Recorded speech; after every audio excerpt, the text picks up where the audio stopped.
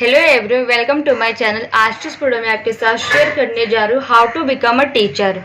जैसा कि आप सबको पता है कि टीचर बनना बहुत लोगों का शौक होता है, बहुत लोगों का सपना होता है, लेकिन उस सपने को कैसे साकार करें आज मैं इस वीडियो में आपको बताने वाली हूँ। कैसे तो सबसे पहले बात करेंगे, टीचर हमारे 3 टाइप्स के होते हैं। फर्स्ट हमारा होता है प्राइमरी टीचर, जिसको हम पीईटी बोलते हैं, और सेकंड होता है हमारा सेकंड होता है हमारा टीजीटी, और थर्ड होता है हमारा पीजीटी। 3 टाइप्स के टीचर हो गए।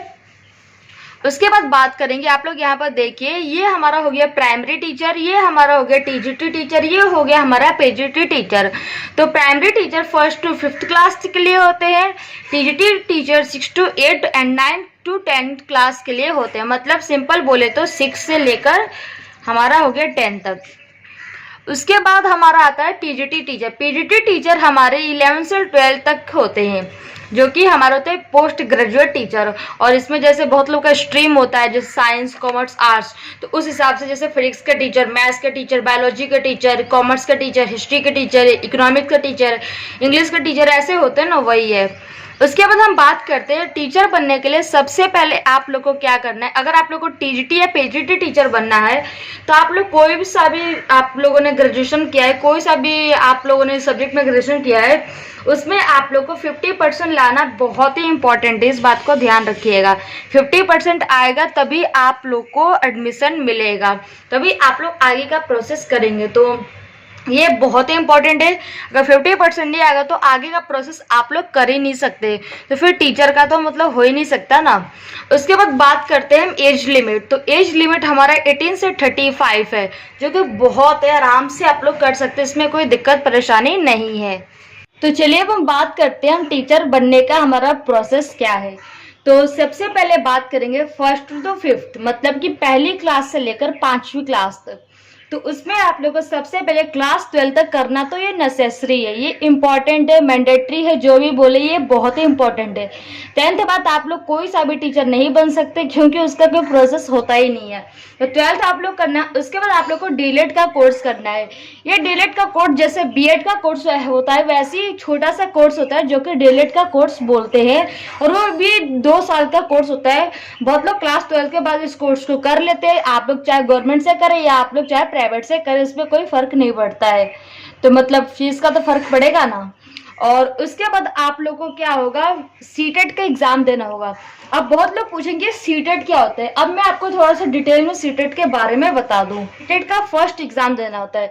CTET actually 2 type central test होता है, जो कि आप लोग टीचर के लिए काम आता है, और ये ओनली फॉर टीचर्स के लिए ही है। तो सीटेट में 2 पेपर होते हैं, एक पेपर फर्स्ट होता है और सेकंड हमारा पेपर 2 होता है। जिसको फर्स्ट से लेकर 5th क्लास तक सीटेट का, जिसको फर्स्ट से लेकर 5th क्लास तक टीचर बनना, उसको फर्स्ट सीटेट का एग्जाम देना होगा। फर्स्ट सीटेट का जो पेपर होगा उसका एग्जाम देना होगा। उसके बाद आप लोग को क्या होगा, 6 से क्लास 10 तक के बारे में बात करते हैं। पहले 6 से हम क्लास 8 तक के बारे में बात करते हैं, फिर 9 से 10th के बारे में बात करेंगे। तो इसमें आप लोग को 12 प्लस ग्रेजुएशन आप लोग करना है। उसके बाद आप लोग को बीएड का कोर्स करना है, या आप लोग चाहे तो इसमें डीएलएड का भी कोर्स कर सकते हैं। और वो डीएलएड का कोर्स करेंगे तो आप लोग 6 to 8 तक के लिए बनेंगे।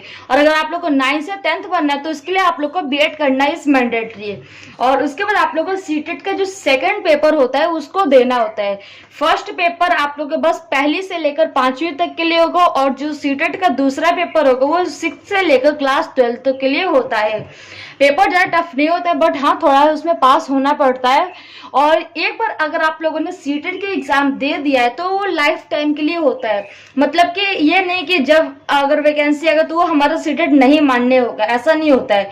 सीटेट एग्जाम दे दिया, रिजल्ट आ गया, पास हो गए आप लोग अगर उसमें, तो हमेशा के लिए आप लोग उसमें पास है, और आप लोग जब चाहे जहां चाहे वहां लगा सकते हैं। अब सीटेट टेट में भी डिफरेंस होता है।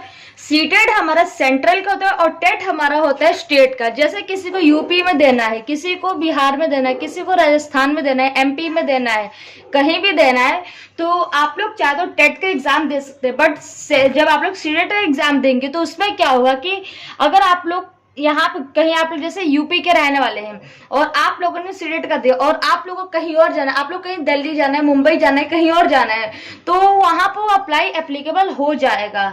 और उसके बाद हम बात करते हैं 11 से क्लास 12 के लिए हमारा होता है ग्रेजुएशन लेवल।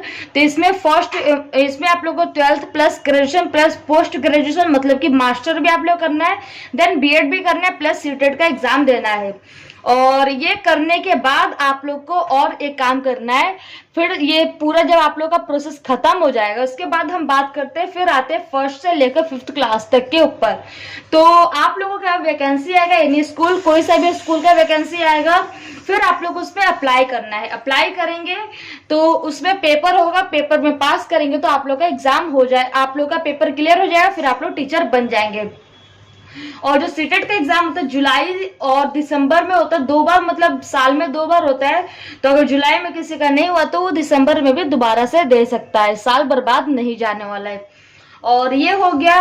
उसके बाद 6 से क्लास 10th के बारे में बात करते हैं। अब देखिए 6 से 8 क्या होता है, उसमें सब्जेक्ट का कोई चॉइस नहीं होता। और 9 से 10th में ये होता है जैसे कि हमारे पास किसी के पास 9th एंड 10th है, 9th एंड आप लोग का 10th है, तो 9th 10th में बहुत लोग देखते हैं कि उसमें क्या होता है कि मतलब जैसे साइंस है, साइंस में क्या फिजिक्स केमिस्ट्री बायोलॉजी, तो उसमें आप लोग को मिलता है पढ़ाने के लिए कि आप लोग फिजिक्स पढ़ाना चाहते हैं, बायोलॉजी पढ़ाना चाहते हैं, केमिस्ट्री पढ़ाना चाहते हैं, उस टाइप के आप लोग का 9th 10th होता है। बट प्रोसेस सारा वही है, फिर आप लोग का वैकेंसी आएगा, कोई भी स्कूल का अप्लाई करना होगा और फिर उसमें पेपर होगा, पेपर में पास होगा तो आप लोग टीचर बन जाएंगे। देन ऐसे ही आप लोग क्लास 12th और 11th का भी होगा, सेम प्रोसेस। ये सारा जो प्रोसेस है वो सारा सेम तीनों के लिए है। और अगर ये वैकेंसी नहीं आ रहा है या पेपर मतलब आप लोग का नहीं निकल रहा है तो आप लोग प्राइवेट में भी अगर जॉब करेंगे तो काफी अच्छा खासा पैसा कमाएंगे, क्योंकि सीटेट प्लस बीएड प्लस आप लोग का ग्रेजुएशन या पोस्ट ग्रेजुएशन है तो बहुत होता है और प्राइवेट पे भी बहुत अच्छा पैसा मिलता है।